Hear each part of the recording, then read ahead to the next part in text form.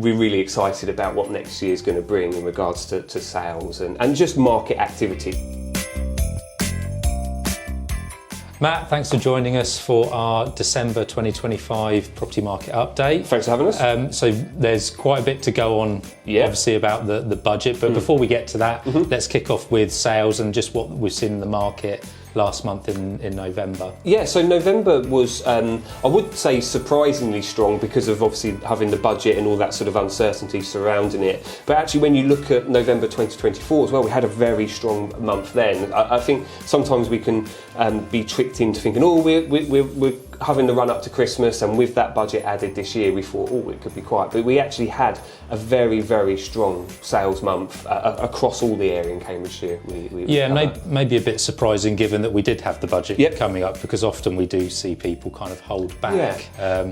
Sales-wise, we actually did 42 sales across the 3 branches in November. So about a quarter of all of the sales for the region, which is really fantastic. So let's get into it. The budget. We talked a little bit about this before in previous market updates, but we never want to commit because there's all this stuff that obviously comes out and not all of it comes true. So talk us through what we did here. The good news, we're seeing it as good news in regards to budget. When it comes to housing, there was no surprises, I guess. I'll perhaps touch on the element of landlords being affected in a bit, but when it comes to sort of residential sales, there was no big surprises in there. That will create stability, I think. Unfortunately, I think obviously with the timing of the budget, it's fallen then into a more natural, quieter time of year for us, as we are now really close to Christmas, obviously. And so we won't see the true effects of that, I don't think, till going into New Year, but that stability and that certainty of knowing where we are.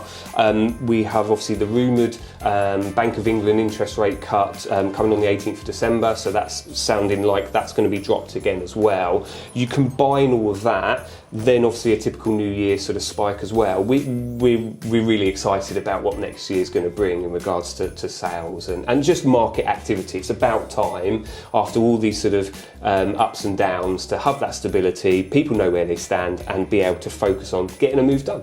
Yeah, and we have had 2 years really of quite subdued transaction numbers for the area, for the country. Before that, we had really high transaction numbers. So we're quite hopeful that actually we're going to go into a busier year next year. Could be exciting. There was the mansion tax mentioned. I don't know how much that's going to necessarily affect us in our area. No. There's not too many properties above that £2 million mark. No, I guess, again, in our area, it's probably not, you're not going to see much of an impact. I guess the only impact you might see is people might consider our area as an option rather than perhaps buying central Cambridge itself, where you might be affected by that mansion tax. Obviously, we know London will be as well, and they go, well, actually, I can get similar accommodation outside of those particular locations. We have very good commutable links from where we are, and so they go, well, I can avoid that tax, buy under that threshold. That could be an impact, but again, that's coming in force April 27, I believe.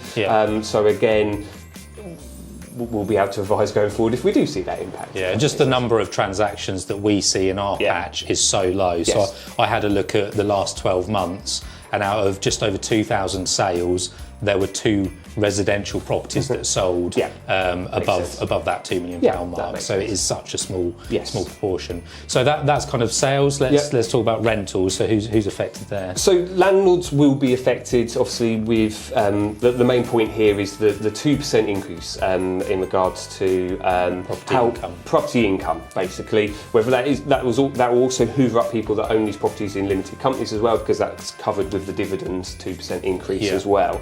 Comes into force in April 27, but that is an extra expense for landlords to consider when it comes to whether they want to rent out their property and have an income from that.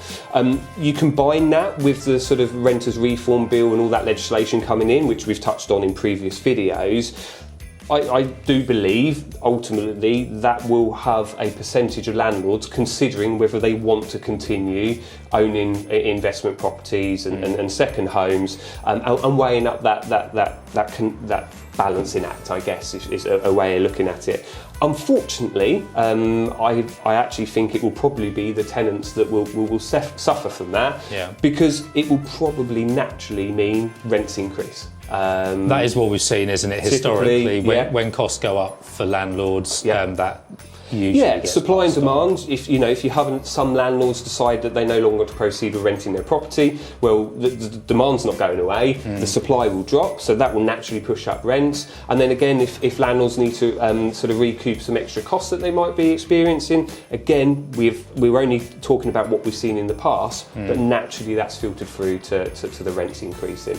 We will see. We'll monitor that. Like I said, we've got a bit of a gap between now and when that actually comes into play, and we are only a couple of weeks from, since the budget, so we'll monitor that going forward. But that's one of the biggest changes that people are taking into consideration. And I guess the message to any of our existing landlords or someone that's not an existing landlord with us, or they're thinking about it, that they can just give us a call, have a chat with us about it.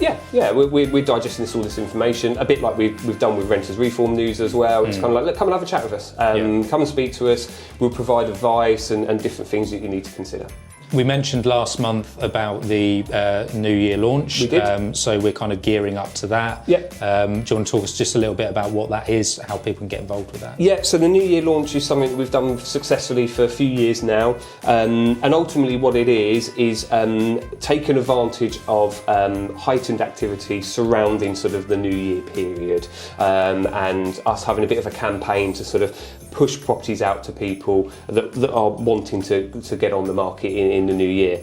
Touching back on what I mentioned a little bit earlier in this video, we're excited now about what the new year is going to bring with that stability involved. If you want to take advantage of that, come and speak to one of the members of the team. They'll talk you about through all the processes. We're getting houses prepared now, ready for the new year launch. There's still a window of opportunity to get all the photography done, get everything in place, before the Christmas decks goes up for everyone, and then having your house part of this launch where it gets extra exposure, and we push it out to all the channels that we want to, and hopefully hit the new year with a bang with getting people moved if that's their intentions for next year. And the best thing to do, like I said, is just reach out, speak to the local expert. We'll provide the values, provide the information, and what's the best advice.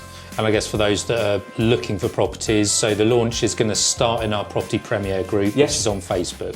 So if someone just searches Ellis Winters Property Premier group, they'll see that group, they can ask to join, we'll add them in. That's where our properties are going to go first. So you'll get a bit of an exclusive look and get a head start compared to perhaps other buyers out there. We'll be able to then get you into these properties sooner, and then, like I said, it goes through the channels from that way.